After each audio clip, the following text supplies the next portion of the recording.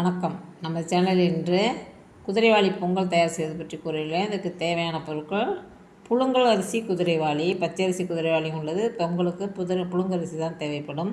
பாசிப்பருப்பு, மிளகுத்தூள், ஜீரகத்தூள் முதலியவை. இதை எப்பொழுதும் போல் பொங்கல் செய்வது போல் வறுக்க வேண்டாம்.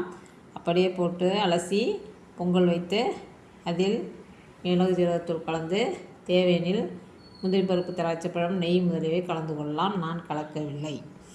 இது எதற்கெல்லாம் பயன்படும் என்றால், கிளைசிமிக் இண்டெக்ஸ் மிகவும் குறைவு. ஆகவே சர்க்கரை நோயாளிகள் 48 நாட்கள் சாப்பிட்டு வந்து இரத்த பரிசோதனை செய்யும் பொழுது மிகவும் கட்டுக்குள் வந்திருப்பது தெரியும்.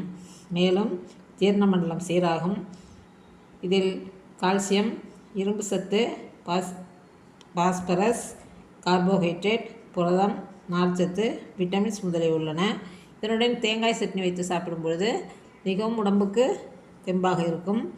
இது உடம்பு மெதுமெதுமாக இது சர்க்கரையின் அளவை இரத்தத்துக்குள் கலக்கும். ஆகவே சர்க்கரை நோயாளிகள் கட்டாயமாக சாப்பிடலாம். 48 நாட்கள் சாப்பிட்டு பயனடையுமாறு கேட்டுக்கொள்கிறேன். மேலும் அனைவரும் இதை சாப்பிடலாம். கர்ப்பிணி பெண்களாக இருக்கட்டும், குழந்தைகளாக இருக்கட்டும், 1 வயசுக்கு மேற்பட்ட குழந்தைகளை நன்றாக மசித்து விட்டு ஊட்டிவிடலாம். அனைவரும் பயன்படுத்தி பயனடைவி. தங்களுக்கு பிடித்திருந்தால் லைக் செய்யவும், ஷேர் செய்யவும், சப்ஸ்கிரைப் செய்யவும். நன்றி.